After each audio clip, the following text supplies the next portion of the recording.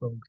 Oh, hi everybody. Sorry for getting these up a little bit late here, but we're going to do a little quick review of Unit 4, which is awfully convenient because of your Unit 4 test coming up imminently here. So, we're going to keep these short as per usual. This one here, I'm hoping to hit about 20 minutes or so. Let's hit the timer. All right. So, this one here, this was the chapter Mr. Ancharsky presented to you about manifest destiny and kind of westward expansion here. Now, we've seen this idea several times in this class here, so we're going to see kind of how it manifests in this particular unit and what makes it different from previous units there. So basically, here's the different examples of the College Board as you need them. There's the textbook pages. You know the drill. Take a look through those as you need. All right. So first things first, what we can see here is that there is a bigger question during this particular unit here of our type of historiography. We are looking at different types of historians here, namely what led to the Civil War. We saw two new types of historians, the irreconcilables, who believed that the Civil War was bound to happen. It was inevitable, and that slavery was the cause. The North and South were divided over that issue, and that it inevitably led to conflict. Meanwhile, the revisionists believe that the war was not inevitable and that slavery was not the cause. Basically, they think that the North and the South were equally united over the concept of white supremacy, and therefore slavery was not a hot button issue. It was not as divisive as you've been led to believe. So they think that the war was kind of a mistake, that it was caused by extremists on both sides amplifying the other's debates unfairly. And some think it's because white supremacy was the dominant factor. Others think it was more of a more complex issue. But regardless, we saw different interpretations of that here. All right. Now, anyhow, looking at this unit here and its take on westward expansion, we've seen that really since Unit 1, we've had the concept of westward expansion or westward, the course of empire makes its way. And we saw that even from the early days of British settlement, that there has been a slow push to basically slowly move the Native Americans out of the land that they have inhabited for a long time and just slowly make room for white settlement. We saw that in all of our units so far in some form, just slowly making slowly marching their way from the East Coast to beyond the Appalachians and now even further. So we saw in Unit 3, there was the Indian Removal Act leading to the Trail of Tears. And so basically, this kind of old Northwest and Southwest area is now being primed for white expansionism. And really, to go any further, it was a long, arduous process, like the Oregon Trail. It was done on foot. It was exhausting. We saw the Donner Party. People are dying over this or resorting to cannibalism. It's a whole mess. But once transportation innovations occurred, like the railroad and steamboats becoming a major deal, suddenly westward expansion is much more tenable and feasible. And so the concept of manifest destiny, as we know it, coined by John L. O'Sullivan, it is going to start to appear in the really modern incarnation here of, like we see with Lady Columbia down there, the idea of America bringing civilization to the uncivilized West here, bringing in the light of industrialization, new technologies, and of course, Anglo-American culture. All right. So, really, a lot of what we saw of the foreign policy in Unit 4 was an example of manifest destiny in some way, shape, or form. Now, among the notable examples, there was the idea of the John Tyler administration. You may recall this guy here was the vice president of William Henry Harrison, who, died in a month because of bad water. So Tyler was never supposed to be president. And in truth, nobody really likes him. But what we do see is that he is, well, he's going to try and make his mark because, yeah, he's kicked out of the Democrat Party. He's going to leave the Whig Party. And we see that he has no real allies. But we do see examples of manifest destiny in his time frame. For example, we saw that there was a land grab by white settlers up in the north region up by Maine called the this is about the settlements involving what's going to result in the Webster-Ashburton Treaty. Now, this whole thing, it could have possibly led to a war. We see that luckily our quick thinking and an actual little skirmish where nobody really, dies except for one person from exposure. The Webster-Ashburton Treaty is going to avoid a war with Britain potentially, but we do end up solidifying some claims here and there. Basically, we end up giving up part of our claims to Maine and kind of solidifying the northeast border of the country as we know it. And in return, we get a little bit of area called the Mesabi Range, which is in Minnesota. And so we kind of clarify that border to its modern extent.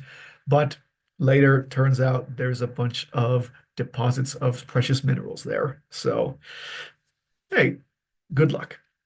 Now, that's in like the Midwest area, Minnesota. Further down, as we'll see, there has been calls to expand the country from sea to shining sea. That's the idea of manifest destiny specifically here, that the country should be American and Anglo across the whole North American continent, all the way across the ocean here.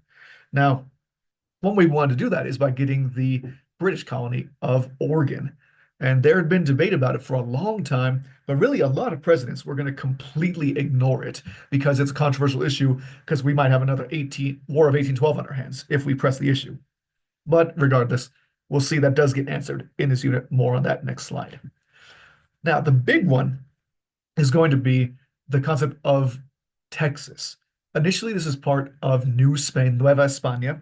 And so we see that they're going to invite a bunch of Anglo settlers, and that's going to backfire because they get all this free land, but they don't adhere to the Mexican requirements, such as converting to Christianity.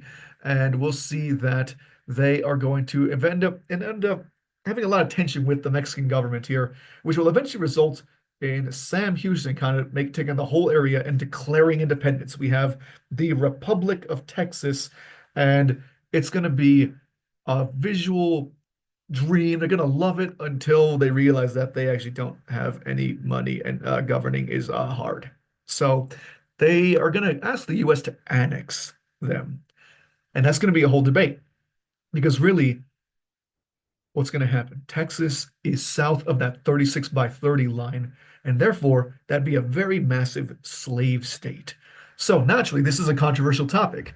And so we really see that the idea of Texas annexation was kind of a hot button issue, and they tried to avoid it as long as possible, even going so far as to censor Congress from talking about abolition and slavery in Congress by the gag rule. And so abolition is going to be off limits as a result. But we'll see that Texas is going to be finally addressed in the election of 1844. And that's going to be kind of the hot button issue of that election there.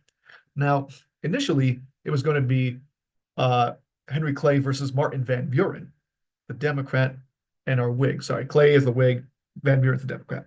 Van Buren is going to lose the support here because uh, he's not as charismatic and he's a little wishy-washy about Texas. Him and Clay had a gentleman's agreement to not discuss it at all. But in comes this other figure named James K. Polk, who is very much in the style of Andrew Jackson, an expansionist here. They even call him Young Hickory, compared to Andrew Jackson's nickname being Old Hickory. Now, Polk shows up. He's a fresh face. He is unashamedly saying that I am pro annexing Texas. I am not just going to annex Texas, but I want manifest destiny on full display. I also want to take over California. I also want to get that Oregon territory there. And the way that he's going to campaign on that is that famous slogan there, 54-40 or fight. Basically going up to the 54th by 40th parallel, which is actually well beyond our current borders. It's into Canada. And he's basically saying Britain is going to give us that land. And if they don't, then we are going to go to war over it. And so, regardless of the actual feasibility, the white settlers eat this up. They are loving everything this guy's saying here. So, Polk is going to win that election barely. Henry Clay was very close in the election. And in truth, if it weren't for the intervention of one third party, I think Henry Clay actually would have won this election. But we do see an abolitionist party called the Liberty Party is going to be a little tiny blip on the popular vote, but it's going to be just enough of a blip that it's going to take votes away from Henry Clay. And as a result, Polk is actually the one who's going to win the state of New York, and with it, get the electoral votes needed to actually become president. So it's a very close election, but this manifest destiny expansionism is now officially government policy with James K. Polk. All right. So let's actually take a look here about what actually goes on with this war and kind of the actual layout of it. So, one, Polk, despite being this kind of diehard expansionist here, we do see that he is going to have to compromise kind of immediately. Going to war with Britain is unrealistic, especially because we are kind of rattling our sabers at Mexico right now, and going to war with Mexico and Britain at the same time would not be a good idea. So we do see that inevitably he is going to compromise, and we do get Oregon Territory to some extent, but it is not the 54 by 40 parallel that he campaigned on. So hey, politicians lie. They compromise. The dream dies. Yada yada. Now, we do see that regarding California, there is going to be, oh, sorry, by the way, Texas has been annexed here. That was the last thing that John Tyler does. He admits Texas is a slave state. So more on that later. Uh, but anyhow, Texas is around. Oregon is around. What about California? Well, Polk tries to buy California from Mexico, but he really lowballs them. He gives them a very cheap price, and it is kind of an insult of an offer. So Mexico is going to understandably say no. Obviously, what this means now is diplomacy has failed. We're going to see that negotiation is no longer really on the table for Polk. And he's going to basically try and instigate a conflict with Mexico where it looks like America is the good guys. Basically, Polk is going to exploit the fact that the border with Mexico is a little unclear ever since Texas became a thing. And so the Rio Grande is going to be a little bit up for debate. So we see that Polk is going to send troops down to southern Texas here and basically try to provoke the Mexican government into a response. And inevitably, we're going to say that, well, as the story goes, Mexico fires first. We allegedly hear that they are fired upon first, and then Polk is going to basically gloss over the details and just insist that American blood has been spilt on American soil, with Texas now being a state. We need to defend ourselves.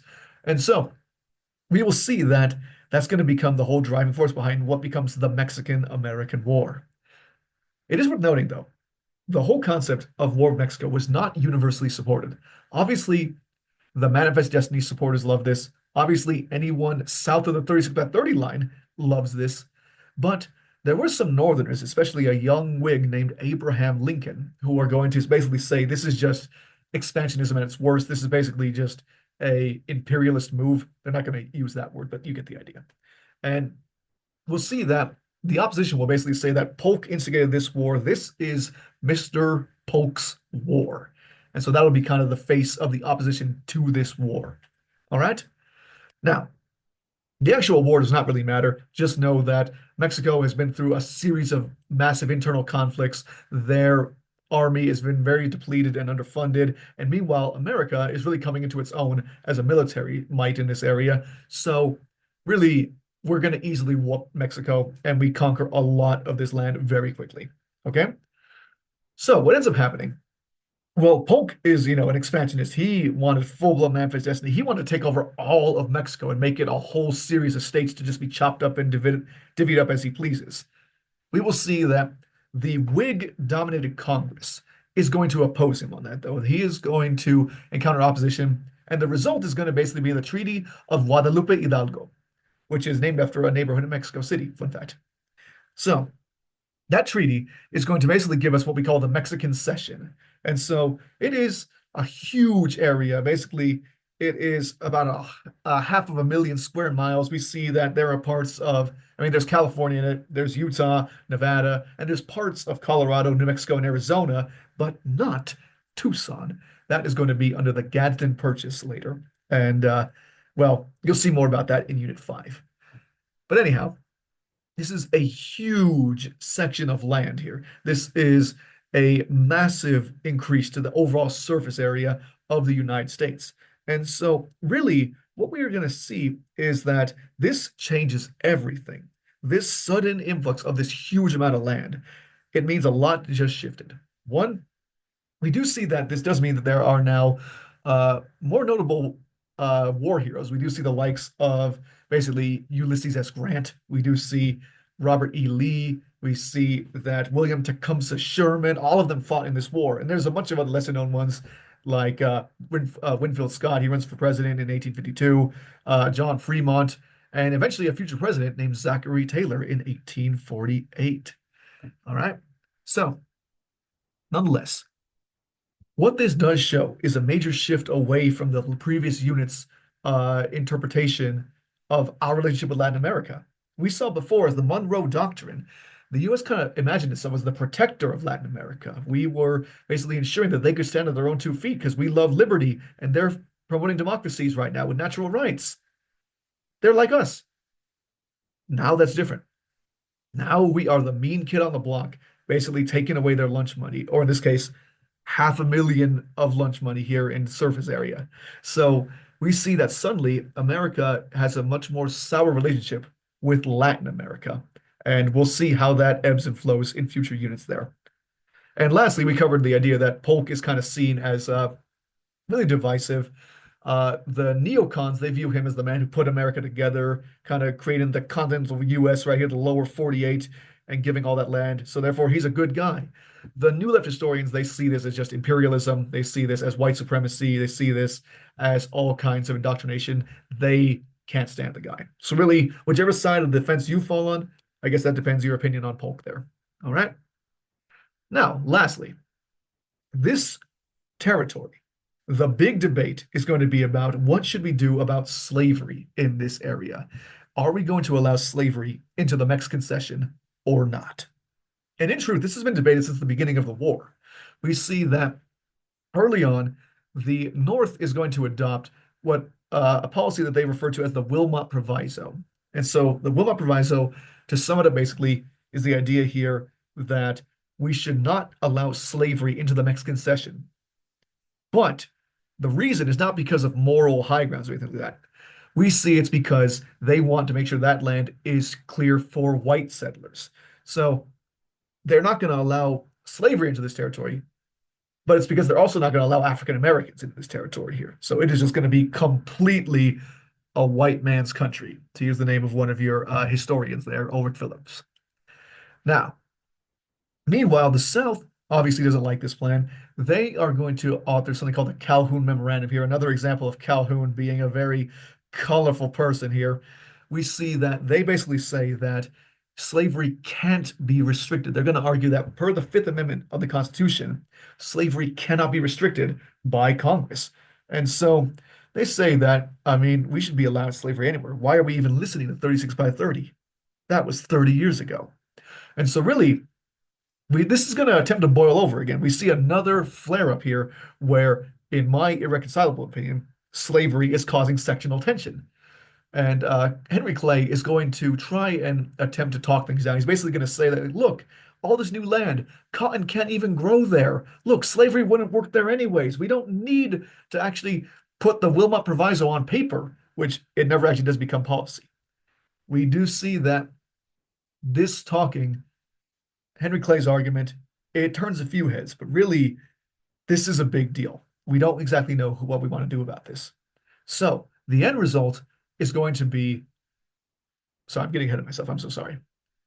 These compromises here, really, the idea of the Mexican Cession is going to be the big issue of the next election here. And what we do see is that the Whigs are going to run the old strategy here of run a war hero and just prop him up. So Zachary Taylor is our Whig. The Democrats run Lewis Cass, and he's going to promote the idea of popular sovereignty, where the states, when they become states, will decide whether or not they are a free state or a slave state. And that idea is going to sound amenable, but it sets a dangerous precedent about slavery in this area here. So naturally, it's opposed by the Whigs. Just remember that idea of popular sovereignty for this unit and next. Anyhow, the same thing actually happens here where Martin Van Buren is going to form his own party of the Free Soil Party, and they're going to take enough votes away from Lewis Cass, and that's going to result in Zachary Taylor winning the election. So, hey, New York gets carved up by a third party again. 1848, Zachary Taylor wins. All right. Lastly, all this attempt at compromise, it's going to kind of need to be very delicately figured out. So eventually, the last gasp of Henry Clay John C. Calhoun, and a future Unit 5 guy in Stephen A. Douglas are going to create something called the Compromise of 1850. And so basically, what we see is that this kind of has a little bit of something for the Wilmot Proviso supporters, for the popular sovereignty supporters, and for the slave states. Everyone gets a little something. All right. So there are five parts of this compromise that you should know by heart. California is going to be admitted as a free state. So they're just gonna declare that. New Mexico is going to be sent in as a state under popular sovereignty. So the slave states get something. And actually, we will see Utah falls in the same principle. So popular sovereignty is in the Mexican Cession now. The anti-slavery groups, they're going to get a little carrot thrown here that there is no slave trade in DC. Slavery itself is still allowed in DC, but there's no actual slave auctions anymore, which is, a good look on optics here. The Fugitive Slave Act is going to be passed. And this is a very controversial thing. And we'll see more about how that goes in a second. Basically, it is going to insist that states must use their law enforcements to capture and return runaway slaves. This is very controversial, and we'll see more about that in the next chapter. But it's part of it. The slave owners got something. And finally, Texas is going to get a little bit of a help here because, again, they were running their own country. Turns out that's expensive. They got up a lot of debt. The federal government is going to take over that debt right there. And so, hey, they have nothing to worry about. Those five things are going to basically hold the country together for just a little bit longer here. So we see that this is kind of Henry Clay's last gasp. Him and Calhoun are both going to die just a few months after this is passed. And so we actually see the picture down there. Henry Clay was actually holding up a piece of George Washington's coffin, basically saying, we need to make this work because look, this is holding the whole country together. Think of George. Do it for George. um, but so, yeah, depending on which side of the take you are, irreconcilable or revisionist, you might have a different opinion on this compromise. Did it work? The irreconcilables think no. They think that this only heightened tensions over slavery, especially because of how friggin' unpopular the Fugitive Slave Act was. And we'll see more about that in the next chapter. Meanwhile, the revisionists, they think this did work because the North and the South wanted it to work. And the example they'll give is that the election of 1852, which saw Franklin Pierce defeating Winfield Scott, was basically the idea of how do we make sure that the compromise actually maintains itself? How do we make sure that this keeps going? All right. So with that, that's kind of the political context here that's going to take us into Unit 5. In the next chapter, we're going to take a look at kind of the cultural aspect of a lot of major shifts from the last unit and how they're manifesting into these big reform movements that we see in this chapter. All right. So thank you. Catch you on the next one. Bye-bye, folks.